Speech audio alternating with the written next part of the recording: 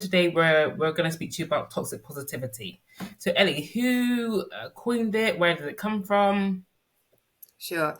So, toxic positivity was coined by Dr. Zuckerman, and it's a cultural pressure to always stay really positive, even if it's at the expense of suppressing other people's feelings, which are perceived as negative feelings, such as sadness, anger, feeling vulnerable, feeling hurt in some way. It dismisses these feelings as undesirable and therefore leading to denial or guilt for not maintaining that like constant happiness. So, like if you're experiencing a really bad time at work all the time, you're being racially discriminated against. Like unless you kind of maintain a happiness around it, it bit like people are like, oh, I don't know how to handle this. Okay, and so I guess it's really key to kind of consider why do EDI teams use it.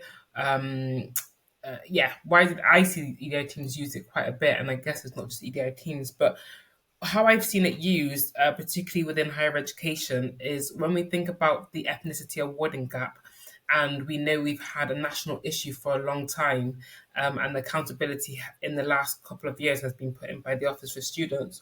What we've seen is universities each year say, "Oh, we've closed it by 1, 2%."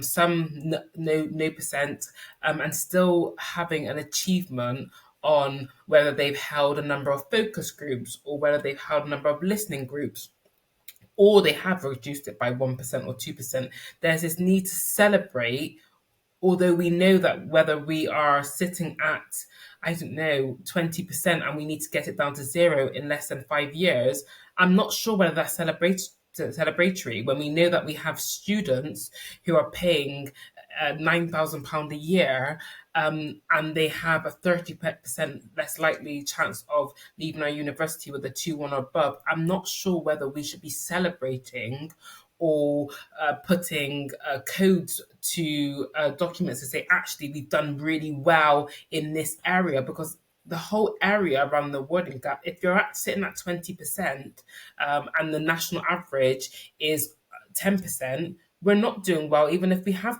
dropped it by 1%. So actually, toxic, how I've seen it used is in that need to appease budget holders to show that there's been a return on investment. And if I go more into depth with that, what I've seen, and if you see it on a national pit, you've seen it on a national picture recently with MPs speaking about withdrawing EDI budgets. EDI teams, as they become more scarce for funds, they then start putting more emphasis on what they've done good throughout the year rather than actually what's been impactful. So, where can we see the impact of the return on investment? It's really hard to measure a changing culture. So it's really hard to then measure what that return on investment's been. If you invested 10K in a team and you haven't seen the dial change, but actually we can see that staff have retention has reduced over the last 5 years, then actually something in what we're doing is making a difference to our staff wanting to stay in our university or within our workplaces. So actually, it's really difficult to measure culture. However, to use toxic positivity to as kind of a plaster over that is really toxic within itself, and actually Yeah. is really damaging to organizations to keep doing that. Do you Yeah, have I anything couldn't to agree that, more. Andy? Yeah, it's just, I think, but I understand why it's used. It's just really difficult when we are up against a national picture of reducing budgets around these areas. But I guess what to speak on that is, if we keep saying what we've done well, how will we know what the challenges have been for us to learn from it to then start making impacts in different areas? So, for example, if one area of the university have reduced their awarding gap by 10% in an academic year and the others by none, and you said, oh, we did really well, and both of you saying that you've done really well, though there's a very big difference in regards to results, then actually you've not been able to teach that other department what they've not done right, and actually told them the steps. So the steps could be an example of, we're speaking more about race and racism. We've made sure that the classrooms feel more safe and inclusive for students to attend, and we've done that by putting staff on training and the steps you've taken. But then you speak about some of the barriers that's been in place. So staff were reluctant. We didn't have enough workload for our staff members, and you spoke about that. Then actually the department this year could then start thinking about what they need to do. So that might be increasing workload or putting workload where training needs to be. But by us saying all the time that we're doing really well and using toxic positivity as a blanket, it stunts our progress in this area. And I think we need to start having more of an open dialogue around what that looks like. Yeah, totally. And that like leads on to who does it harm in the process of doing that? Yes, and I think if the ultimate answer to this, I think it harms everybody because by saying that we're doing so well, it puts, I would say, if we're talking about race, for example, with white people, if you then start telling them, actually, we still do have a problem with racism or we're institutionally racist now, well, for white people who's been in an institution for the last 5 years, I say this actually can't be because for the last 5 years, you said every report's been great. So it Yeah. puts white people on the back foot because you've been telling them for 5 years that we've been doing great. The people with the lived experience, so black and brown people who've been in your institution, they've known and actually been feeling the pressure of what this is, as well as our students. So actually, it's toxic for everybody, but it also ultimately loses us money because we're now 5 years behind the curve of trying to get where we needed to go just because we wanted a good news story and we wanted the box to be ticked and we wanted to be looking good and we wanted to almost be this shiny looking thing to the outside, but actually on the inside we're actually rotting. And I Yeah. think that for that it is harmful to everyone. Yeah, and for the people who are living racial discrimination, to see it being celebrated like, oh, okay, so I'm now only 1% less likely to be harmed in my placement or in my workplace. For me, that wouldn't make me feel good to see all these like people celebrating this success without the backup of them saying, but we have a long way to go, and this is still the things that we want to implement here. Like, yes, I think it's okay to acknowledge where we have gone right, but if you still got that massive awarding gap or workforce retention gap or whichever gap we're looking at, like, you've still got a problem to solve that needs sorting out. And like you said, when you put it into the justification of students are paying money to be in higher education, it's like we have to take that very seriously. We have to. And I think as well, when we think about universities and we think about knowledge exchange, we want universities to be filled with diversity because actually we want research to be as rigorous as possible and to actually be rid of the bias that we see in research now. So, and because research impacts us also, we want students from all backgrounds to be there. But actually, if we continue on this curve, we're not going to have students from different backgrounds because our systems and our spaces are not set up to have them there. So toxic positivity is harmful in that respect because actually it could have a real damaging impact on how we share knowledge. We've seen it in the NHS. It has a damaging impact on the NHS because it's actually at life or death risk. So we need to start taking this serious and actually start questioning EDI teams, people who are in leadership, who have workload around EDI issues within the institution. We need to start questioning them and actually asking what has been the changes, what's been impactful, what's been the return on investment, what have been the steps you've taken, and we have to critique it because it should be evidence based. What we're doing right now is we're trying to use things from the past, listen events, focus groups, toxic trauma porn videos. We're trying to use the same things that haven't changed to date. So we Mm. need to change that. And that to me is how we will solve one of the things of how we solve what the situation we're in now. Yeah, totally. I think we should also just nod like example. examples of other places that we see toxic positivity is like when we're in a meeting, for instance, and we've been talking about an awarding gap, or we've been talking about some racial discrimination cases that have come up, and then a person at the end of the meeting says, okay, well, now tell me like a good positive news story. Like, what's happening there? What's going on? Like, why is that even coming up? Should we just unpack that a bit?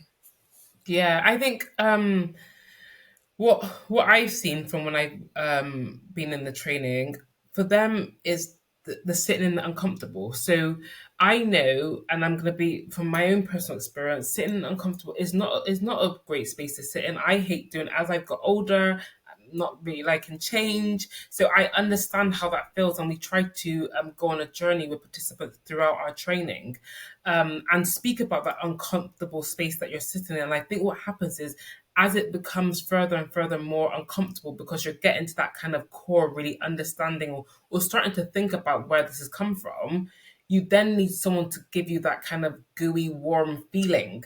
And that's probably needs to take place outside of the training room in another group rather than it taking place in the training room. But they want a good news at the end. What is good about the NHS? And it's interesting because it's that binary. We've told you about the bad things to do with racism, or it's not the bad things, it's the reality to deal with racism, and talked about really factual statistics. I don't know where we told you everything was bad about the NHS, but that's what you've heard because you've heard a bad stories, and that's a story that's been prevalent there. It's been there. We just brought it up to the surface in one day's training, but it's actually been there. But then you've heard something different about us saying we hate the NHS, and that's not what we've said. We've just said the reality of the story. So I think it's about them wanting to appease and feel better, if Yeah, I'm honest. yeah.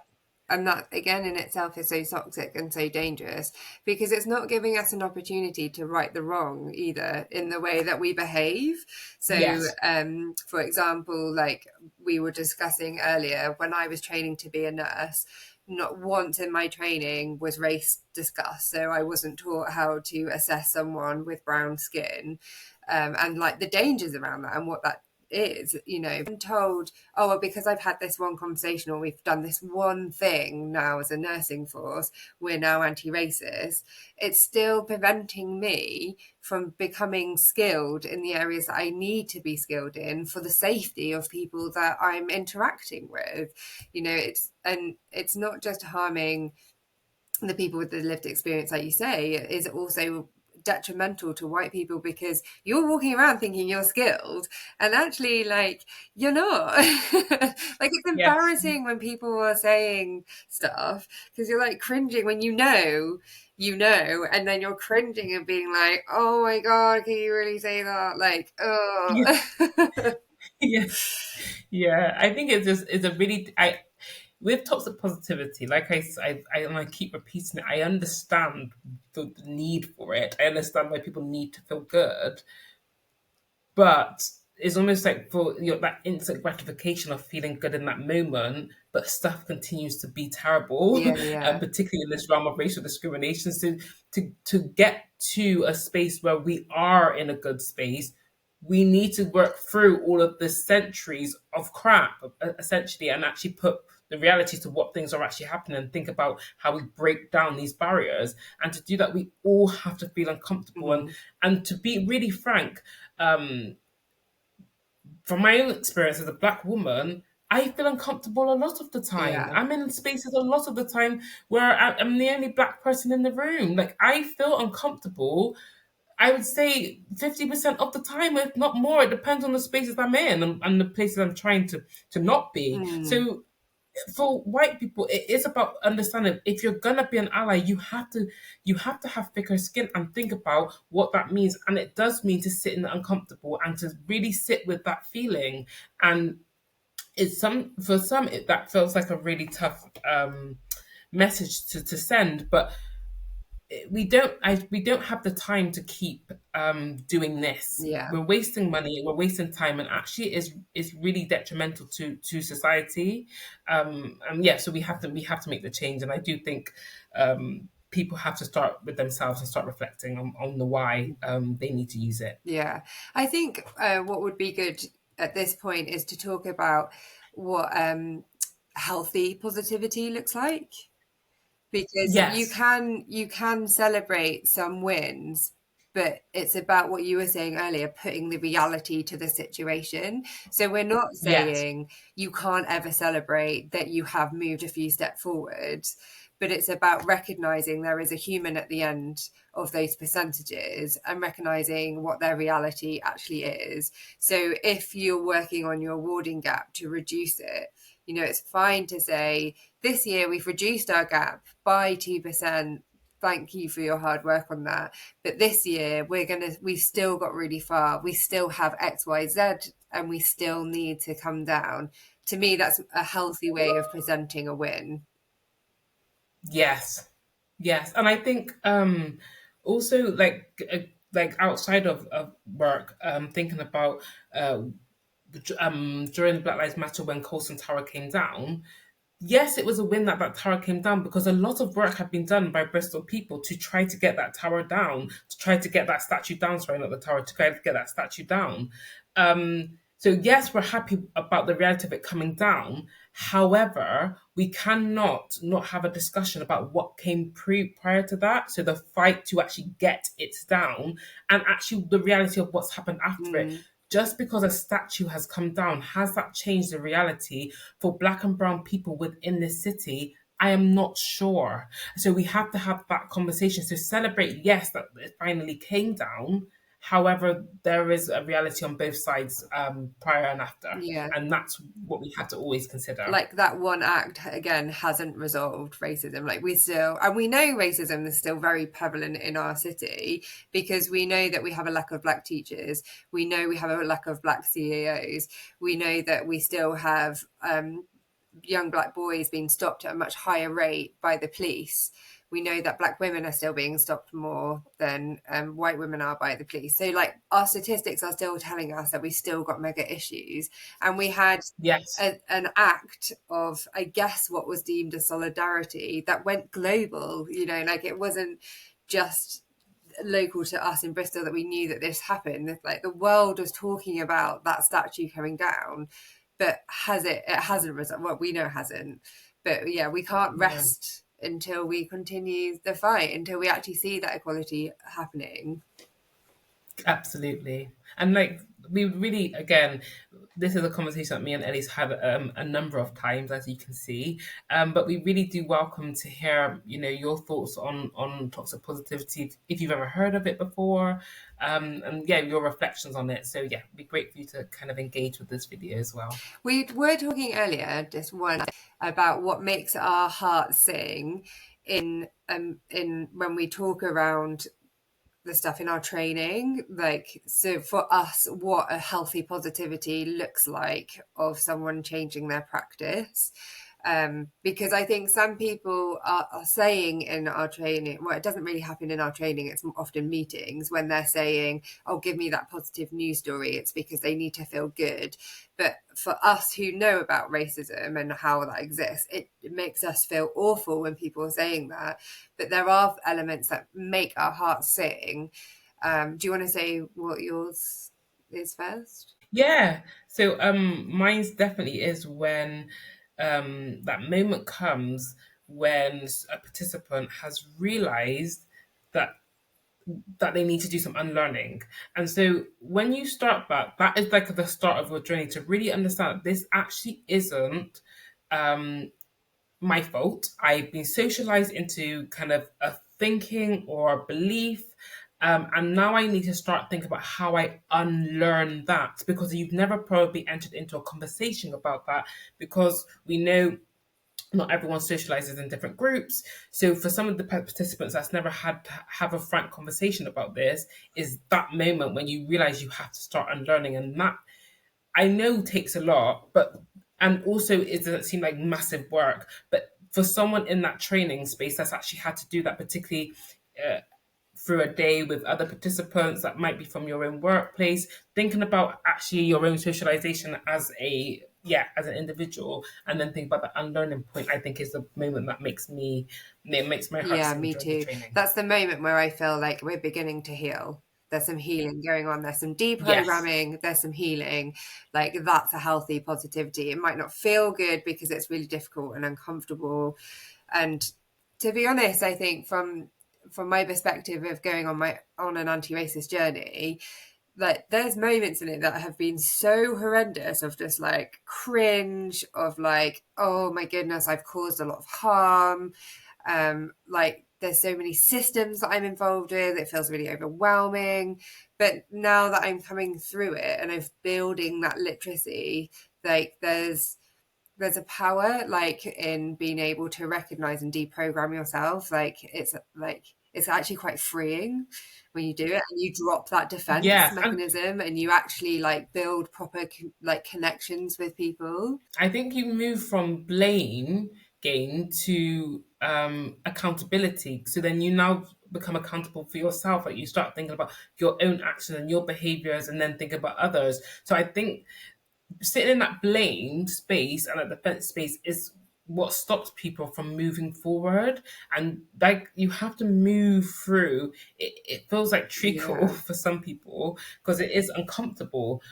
However, like I've been in spaces that feel uncomfortable. I feel uncomfortable a lot of the time. So we have to think about, yeah, we all have to kind of be uncomfortable, to be honest, until you get to that space of feeling yeah. more I think empowered. acknowledge the guilt, try and disassociate from Yes. guilt in a healthy way to create strategies around how we're going to change our behavior. And then that's where we're going to get this healthy positivity from. Yes. Awesome. Yeah, so like, let us know what your thoughts are. We're really keen to continue the conversation, and yeah, let's speak soon.